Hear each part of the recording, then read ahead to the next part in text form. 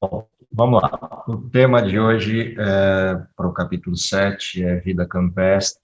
Ele é uma coleção de citações de Ellen White a respeito da vida no campo, a respeito da possibilidade ou das orientações para a vida no campo. Esse é um texto que sempre traz uma certa dor de cabeça no trabalho com o texto, não por causa do texto em si, mas por causa do turbilhão de dúvidas ou de informações, às vezes exageradas, às vezes tendenciosas, às vezes lacônicas, sobre essa questão. Qual é a questão principal das orientações de Ellen White sobre vida no campo? A gente pode pegar esse capítulo, olhá-lo inteiro, embora ele seja um conjunto de citações isoladas, mas ele tem alguns princípios que eu acho que é por aí a primeira coisa que a gente tem que fazer na retomada desse tema. Então, o primeiro princípio da questão da vida campestre tem a ver com o processo da criação. Deus criou o ser humano para esse tipo de vida, ou seja, o ser humano foi criado para um estilo de vida, para um formato de vida em um jardim. Essa era a forma como Deus havia criado o ser humano e o seu propósito enquanto desenvolvimento, enquanto processo de vida. Na saída do jardim do Éden, no início da vida humana pós-história do pecado, ainda o ser humano persiste com esse mesmo modelo de existência, embora em pouco tempo o ser humano comece a ter que preparar coisas ou elementos da sua sobrevivência em duas dimensões. A primeira dimensão, a dimensão do abrigo, construção de casas, etc., algo que não existia no Éden, no sentido da necessidade humana de habitar em casas. Uma segunda questão que aparece na sequência da história é a criação de ambientes, conjuntos de vida ou cidades, na sua fase inicial, no seu processo inicial de agrupamentos humanos, e isso persiste na história humana desde logo após a saída do Éden até os dias de hoje, com variantes ao longo do tempo em relação ao sentido de cidade ou amplitude de cidades, mas o fato é que, desde o período inicial da Bíblia, a gente tem cidades sendo formadas na Terra. E a razão da formação de cidades, a principal razão da formação de cidades, é a ajuda mútua ou a convivência mútua entre pessoas no sentido da subsistência, proteção e uma série de questões que envolvem a vida humana. Quando a gente chega nos textos de Ellen White e ela começa o conselho a respeito de vida campestre, de vida no campo, há um paradigma que se estabelece aqui, que é o primeiro desses paradigmas, que é a questão da saudabilidade, ou seja, você ter uma forma de vida e um ambiente de vida mais saudável do que o ambiente urbano. Por duas razões. A primeira das razões para essa questão de saudabilidade é a convivência com a natureza. A segunda razão é o excesso de elementos nocivos à saúde presentes nos ambientes urbanos, seja pelo excesso de pessoas, seja por uma série de outras questões que envolvam a vida citadina, a vida urbana. A proximidade de pessoas gera um monte de problemas que necessitam de tratamento, necessitam de ser organizados, como, por exemplo, água e esgoto, um elemento bem básico da estrutura sanitária das cidades. O que é interessante observar nos textos de Ellen White, quando ela aborda essa questão da vida campestre, é que você vai observar textos em pelo menos 3 momentos diferentes da história da escrita de Ellen White. E essa é uma primeira coisa a ser observada nos textos. Há uma primeira referência textual que você vai olhar nas abordagens de Ellen White, que é um incentivo a sair das cidades em função dos problemas que as cidades traziam na sua época. E vocês viram algumas citações dessa natureza ao longo do texto. O barulho da cidade, o barulho dos bondes e das carroças, a aglomeração de pessoas, as doenças, uma série de questões, como uma parte inicial das suas advertências. Há um segundo conjunto de advertências, que é o estilo de vida da cidade, e o acesso ao pecado, o acesso fácil às questões que implicam o pecado. Ela chama isso de vícios e tentações disponíveis nos ambientes citadinos. E esse é um segundo conjunto de elementos para os quais existe a orientação da vida afastada da cidade. E há uma terceira questão presente no modelo, que é a vingança de Deus contra o pecado das cidades. E aí ela faz alusão a Sodoma e Gomorra e a forma como Deus interviu na destruição de Sodoma e Gomorra, e o aumento da impiedade nos grandes centros ou nas grandes cidades implicaria em juízos de Deus sobre esses lugares. E aí aparecem juízos em duas dimensões. Aparecem juízos no formato pleno, Apocalipse 18, fim da história, 16 a 18, final da história, e juízos prévios, ou seja, situações de intervenção ou destruição que as cidades sofreriam antes da vinda de Cristo, antes das pragas, ainda no período histórico, no período de existência livre do ser humano. Cidades seriam assoladas por calamidades ou por situações que, de alguma maneira, manifestam os juízos de Deus sobre esses lugares. E, portanto, vem uma advertência nessas duas direções dos riscos de estar lá, dos riscos existentes, potenciais, de se estar na cidade. Então, esses três conjuntos de elementos, de alguma maneira, envelopam as orientações a respeito da saída das cidades para uma vida fora da cidade. Guarda isso numa caixinha e vamos para uma segunda caixa. Quando ela fala de vida fora da cidade, também existem orientações em pelo menos 2, 3 ou até 4 direções diferentes.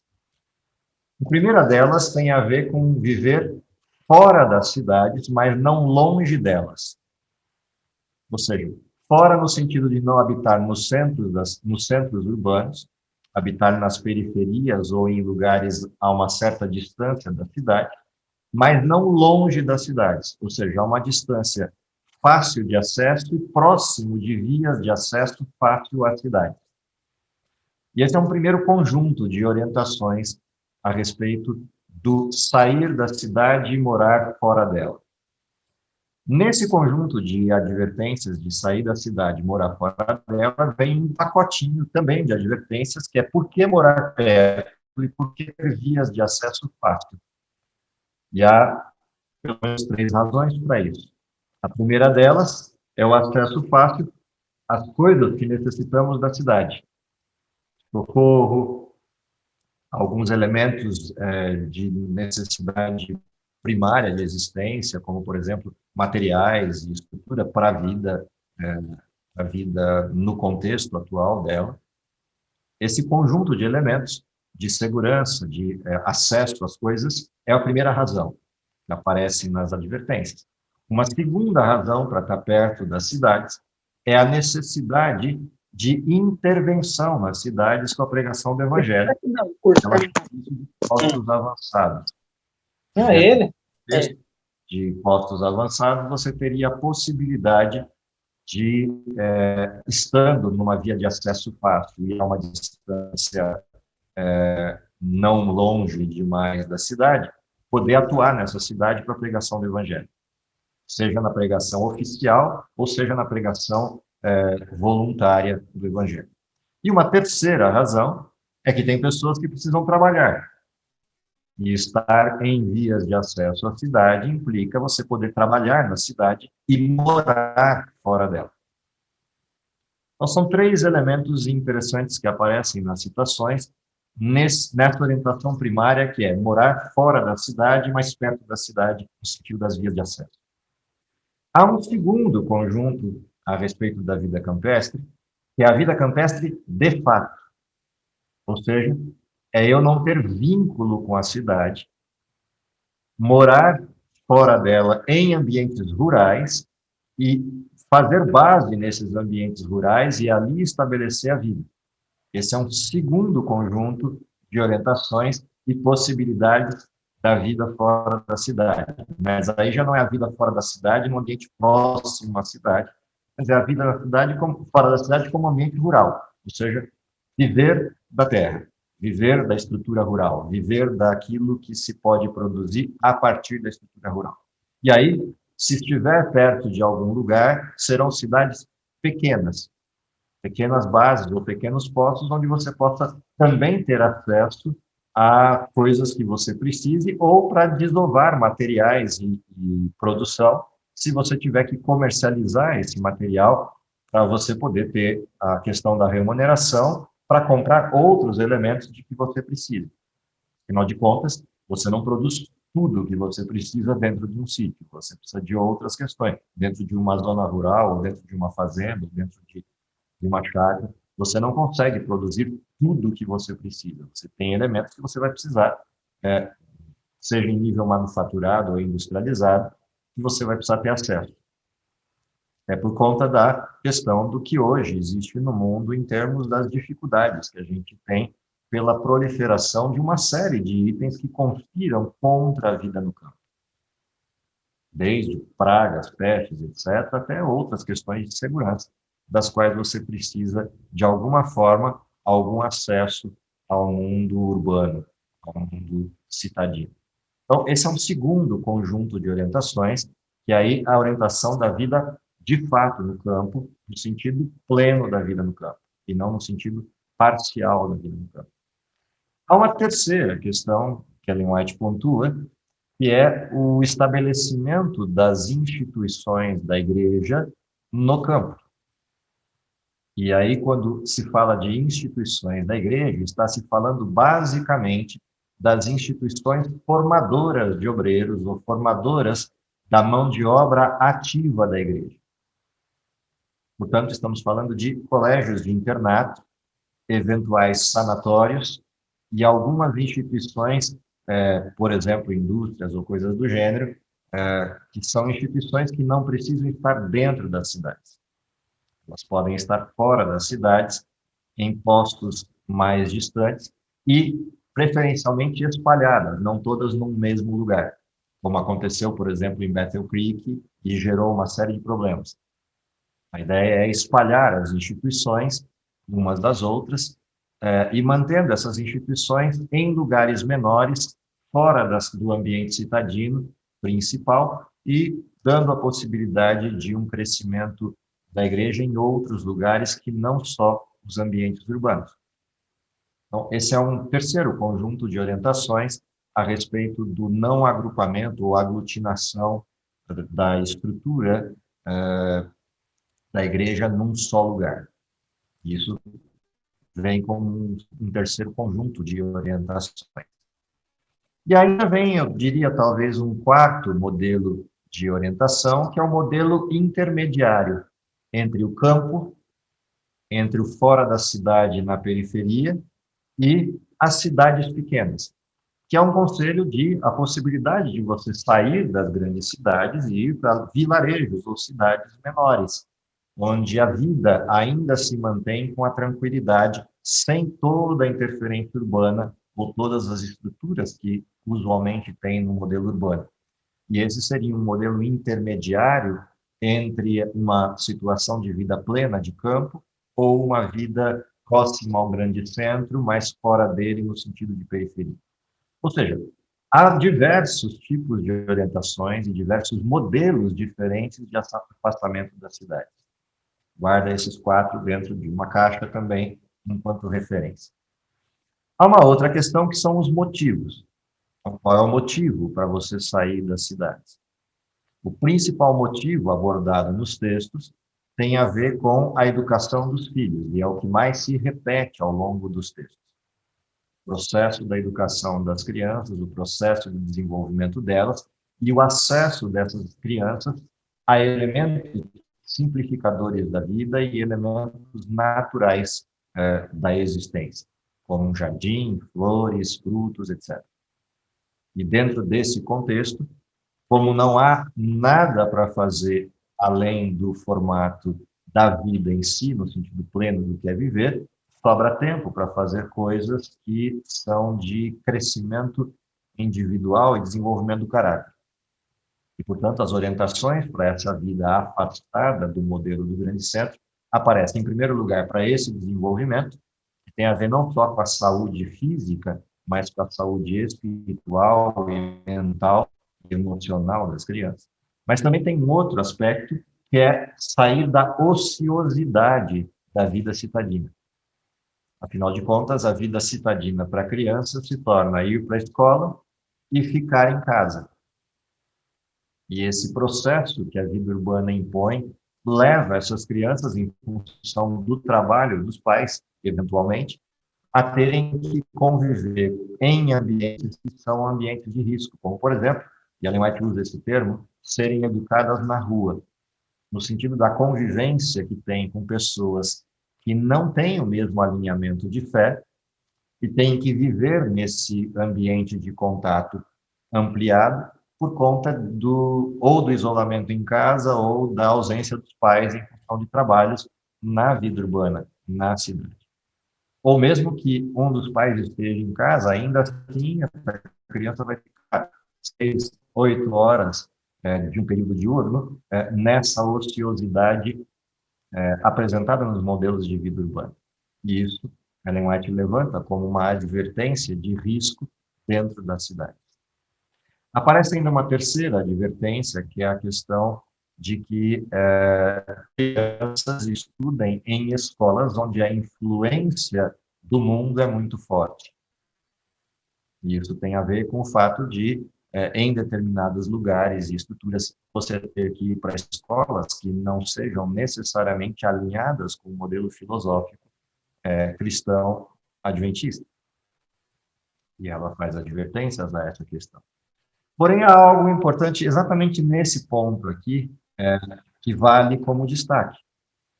As instituições que existiriam fora das cidades eram instituições de natureza de internatos ou instituições de formação de obreiros, ou as instituições de operação, como fábricas e editoras, etc.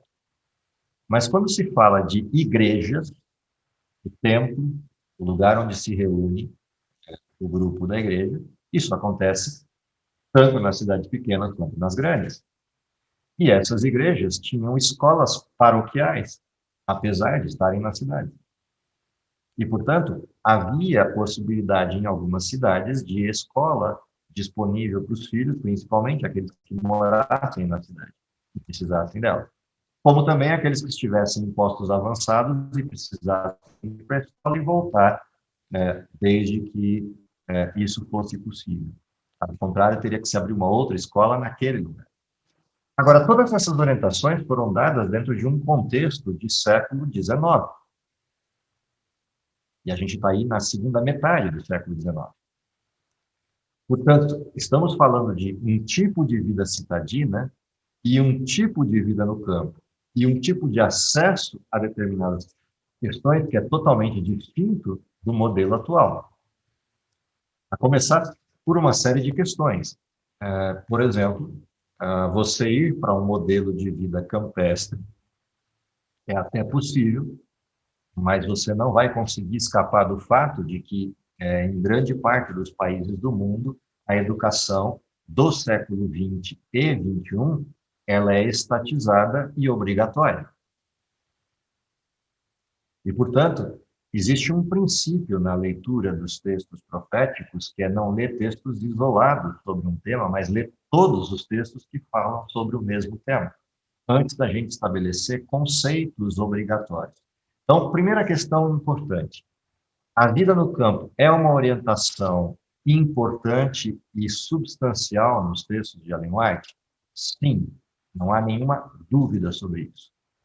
Segundo, é possível e deveria ser prioridade de quem de quem crê no modelo profético, conseguir sair do modelo de cidades e viver afastado delas? Sim, é uma orientação com uma força substancial nessa direção, seja para o século XIX, para o XX ou para o XXI.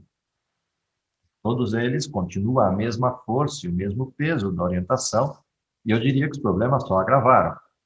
Problemas presentes em termos de dificuldades de acesso à tentação ou coisas do gênero na cidade só vão piorando com o passar dos anos, não vão melhorando com o passar dos anos.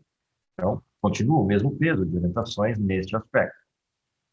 Porém, há uma coisa diferente do século XX e XXI para o XIX, que é a condição de vida no campo, em primeiro lugar, e a quantidade de pessoas presentes no mundo e presentes no desenho urbano, e a quantidade de cidades disponíveis no meio urbano. A gente não tem a mesma realidade de mundo e nem de países existentes no século XIX. Nem a mesma realidade de violência, nem a mesma realidade de leis, nem a mesma realidade de uma série de outras coisas. Ou seja, o mundo mudou do século XIX para o século XXI, o que implica, de certa maneira, no impacto sobre as vidas de famílias e sobre o processo de conversão de pessoas dentro das cidades que não tenham a condição de sair delas, seja por trabalho, por condição de ter condição mínima de vida fora de lá, ou mesmo conhecimento ou desenvoltura para uma vida no campo. Isso passa a ser um problema. Um outro problema que passa a existir é a questão da empregabilidade, que não é a mesma realidade do século XIX. A empregabilidade do século XXI é uma empregabilidade ligada a serviços ou produção que está atrelado ao desenho urbano. Não há espaço para todo mundo, se todo mundo quisesse sair para viver no campo, dentro de um contexto de conseguir a manutenção e a subsistência, seja pela falta de conhecimento e experiência, seja pela dificuldade mesmo de acesso, seja por uma série de outras condições que criam impeditivos nessa direção. Portanto, a leitura desses textos também precisa ser feita a partir de toda a orientação profética para a gente entender qual é a dimensão desse deslocamento para a vida no campo, ou para a vida fora das cidades, ou para a vida numa cidade pequena. Todo esse contexto exige alguns elementos, um deles é o preparo, que vai estar no capítulo seguinte, próximo capítulo de leitura. Também tem a ver com as condições pessoais para isso. E terceiro, tem a ver com a missão de cada pessoa em relação ao seu processo de desenvolvimento, enquanto missão, seja na igreja no sentido oficial, seja na igreja no sentido voluntário. Portanto, a primeira grande questão que a gente precisa olhar quando termina de fazer um estudo desses textos é olhar para si mesmo e falar, ok, eu tenho condições ou não, e qual é a minha possibilidade de planejamento para esta transição. E em segundo quando eu conseguiria fazer essa transição. E em terceiro, como eu viveria a partir desta transição. São elementos que devem ser estudados com calma, com tranquilidade, para que isso ocorra, para que esse processo de migração possa ocorrer com o pé no chão e com condições de vida, porque senão é um bate e volta, se é que às vezes oferta oportunidade de volta. E isso é um problema, de várias ordens, de várias dimensões. Mas há uma questão aqui importante no meio desse pacote todo, que é a possibilidade de fazer essa transição em escala. Ou seja, para muita gente, o estar numa cidade grande é simplesmente uma questão de costume e conforto, e não de necessidade. E aí sim, cabe as advertências que a Ellen White faz no primeiro bloco e no segundo bloco. Uma avaliação de eu preciso estar nesses lugares ou eu posso ir para lugares menores com uma simplificação do meu modelo de vida com a mesma renda que hoje eu tenho. Essa é uma pergunta que cada um tem que se fazer olhando para si mesmo e falar, não, eu tenho condições de fazer a transição. Eu tenho condições de ir para um lugar menor. Eu tenho condições de ser mais útil num lugar menor. Que pode ser um campo, pode ser uma cidade menor, morando, inclusive, na periferia dessa cidade menor, onde o acesso é fácil e a tranquilidade é plena. Mas também tem outros aspectos a serem observados, que é a possibilidade do acesso a uma série de outras questões, a depender do perfil da pessoa e das condições familiares. o acesso à saúde, o acesso à segurança, o acesso à alimentação e a outros elementos, inclusive a mobilidade. Para cada faixa etária da vida, existe um padrão e um formato de vida distinto, com exigências distintas no contexto atual. Enquanto você tem autonomia e possibilidade de transição, ou tem pessoas que te auxiliem nisso, viver afastado da cidade é tangível. Mas dependendo da sua faixa etária, dependendo das necessidades que você tem, e da estrutura de morbidez da vida conforme a idade chega, a vida isolada no campo pode simplesmente ser um baita problema, em vez de uma solução, desde que não haja sustentabilidade para esse processo. Portanto, não é uma decisão atabalhoada e simples essa, embora necessária sob o ponto de vista da saudabilidade e espiritualidade. Mas há momentos e caminhos para esse processo acontecer. E não acontecerá com todos.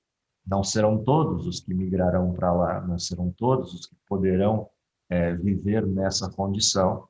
E alguns nunca viverão nessa condição, mesmo depois da entrada do processo final da história, a proclamação do decreto dominical e até mesmo o decreto de morte.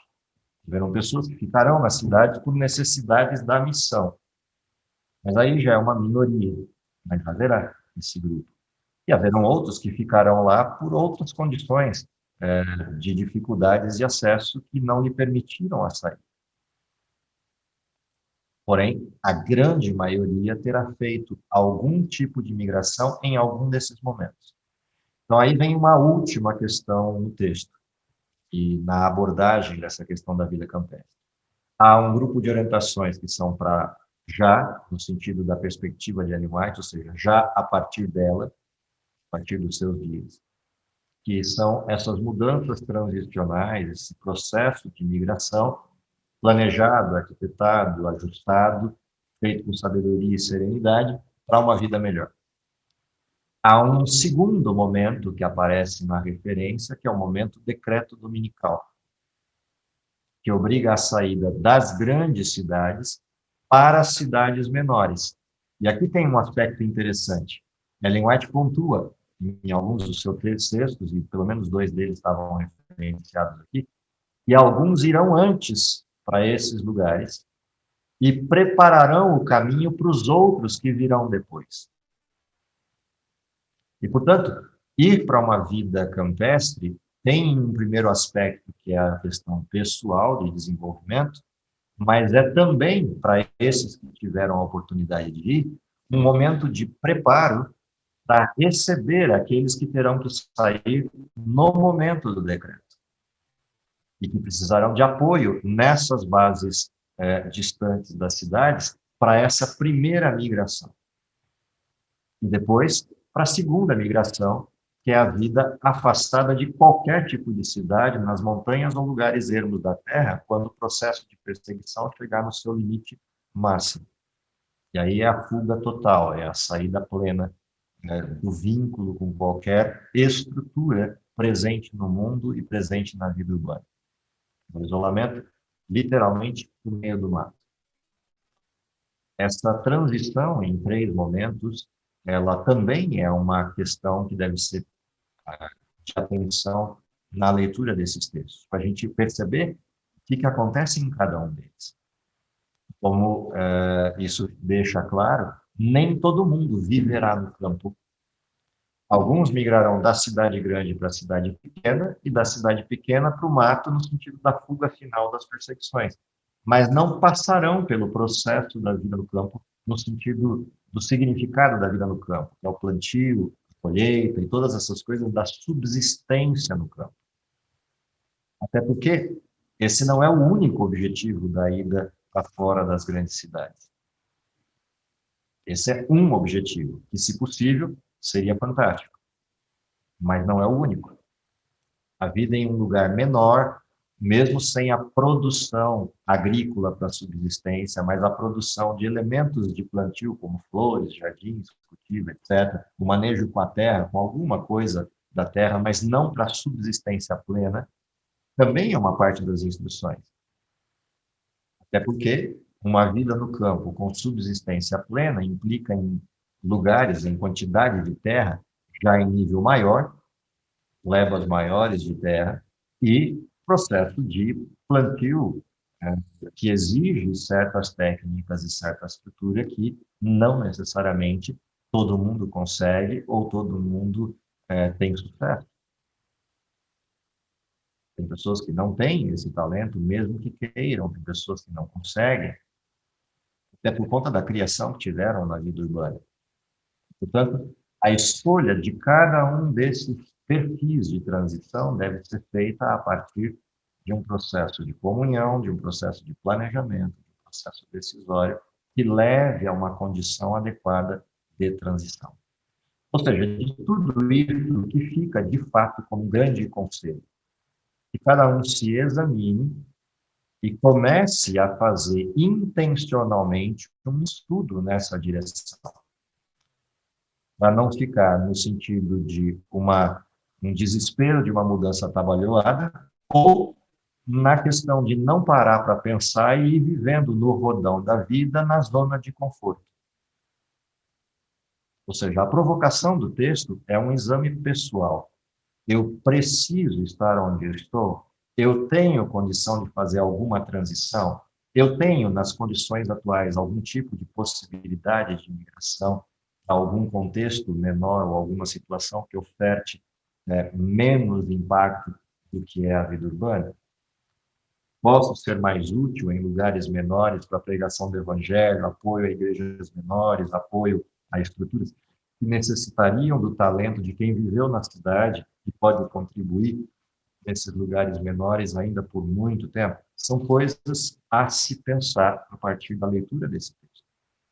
A gente ser provocado a sair dessa questão da zona de conforto, de estar num grande centro e poder usufruir daquilo que vida urbana oferece, mas que não necessariamente é necessário, ou não necessariamente é aquilo que contribui para o crescimento espiritual.